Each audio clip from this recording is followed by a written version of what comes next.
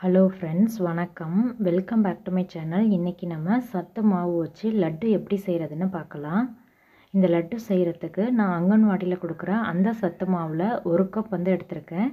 இதை வெறுங்கடாயில் சேர்த்துட்டு குறைவான தீயில் வச்சுட்டு ஒரு 2 நிமிஷம் வறுத்துக்கலாம். மாவில் சூடு வந்தால் போதும், ரொம்ப நேரம் வறுக்க தேவையில்லை. இப்போ மாவு நல்லா வாசமாக இருக்குது, அது மாதிரி சூடாயிடுச்சு. இதை ஒரு பிளேட்டில் ட்ரான்ஸ்ஃபர் பண்ணி எடுத்து வச்சுக்கலாம்.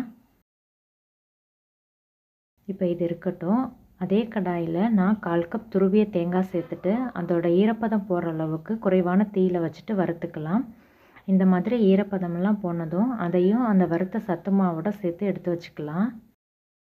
இப்போ நம்ம வெல்லத்தை கரைச்சி ரெடி பண்ணிக்கலாம். அதுக்கு அதே பவுலில் நான் 3/4 கப் வெல்லம் எடுத்திருக்கேன். அதோட 1/4 கப் தண்ணி சேர்த்துட்டு வெல்லத்தை மீடியம் ஹீட்டில் வச்சுட்டு இடையில கலந்து விட்டு கரைச்சிக்கலாம்.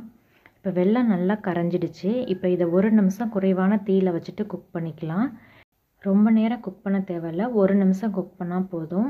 பாகு கொஞ்சம் கையில் பிசு பிசுன்னு ஒட்டுற கன்சிஸ்டன்சி வர்ற வரைக்கும் நாம் இதை குக் பண்ணிக்கலாம். இப்போ கையில் ஒட்டுற மாதிரி இருக்குது. இந்த மாதிரி கையில் ஒட்டும் பதம் வந்ததும் நம்ம ஃப்ளேமை ஆஃப் பண்ணிவிட்டு இதை இறக்கி வடிகட்டி எடுத்து வச்சுக்கலாம்.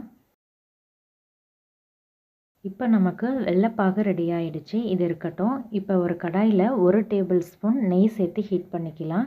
அது கூட கொஞ்சமாக முந்திரி சேர்த்துக்கலாம், கட் பண்ணிவிட்டு கொஞ்சமாக உலர் திராட்சை சேர்த்துக்கலாம். இப்போ இதை லோ ஹீட்டில் வச்சுட்டு வறுத்துக்கலாம். முந்திரி லைட்டாக கலர் சேஞ்ச் ஆகணும், உலர் திராட்சை உப்பி வர்ற வரைக்கும் ஃப்ரை பண்ணிக்கலாம். இப்போ நல்லா வறுத்தாச்சு. ஃப்ளேமை ஆஃப் பண்ணிவிட்டு இதை இறக்கிடலாம்.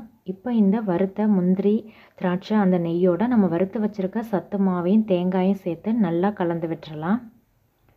இப்போ இது கூட 1/4 டீஸ்பூன் ஏலக்காயை க்ரஷ் பண்ணிவிட்டு அதையும் ஆட் பண்ணிக்கலாம். இப்போ எல்லாத்தையும் நல்லா மிக்ஸ் பண்ணி விட்டுறலாம். இப்போ இதை ஒரு பிளேட்டில் ட்ரான்ஸ்ஃபர் பண்ணி எடுத்து வச்சுக்கலாம். இப்போ இதை கையால் ஒரு தடவை கட்டியெல்லாம் இல்லாமல் நல்லா கலந்து விட்டுறலாம். இப்போ இது கூட நம்ம ரெடி பண்ணி வச்சுருக்க அந்த வெள்ளைப்பாகை கொஞ்சம் கொஞ்சமாக சேர்த்துக்கலாம். தேவையான அளவு சேர்த்துட்டு எல்லாத்தையும் நல்லா மிக்ஸ் பண்ணி விட்டுறலாம். இந்த மாதிரி எல்லாத்தையும் நல்லா கலந்து விட்டதும் நம்ம லட்டு ரெடி பண்ணிக்கலாம். இப்போ நல்லா கம்பைன் ஆகிடுச்சு. இப்போ இதுலேருந்து கொஞ்சம் கொஞ்சமாக எடுத்து சின்ன சின்ன லட்டாக பிடிச்சிக்கலாம். இப்போ டேஸ்டியான சத்து மாவு லட்டு ரெடி ஆகிடுச்சு. இந்த வீடியோ பிடிச்சிருந்தா லைக் பண்ணி ஷேர் பண்ணிவிட்டு சப்ஸ்கிரைப் பண்ணி பெல் ஐக்கானை கிளிக் பண்ணி ஆளுங்கிற ஆப்ஷனை கிளிக் பண்ணி வச்சுக்கோங்க. தேங்க்யூ ஸோ மச் ஃபார் வாட்சிங்.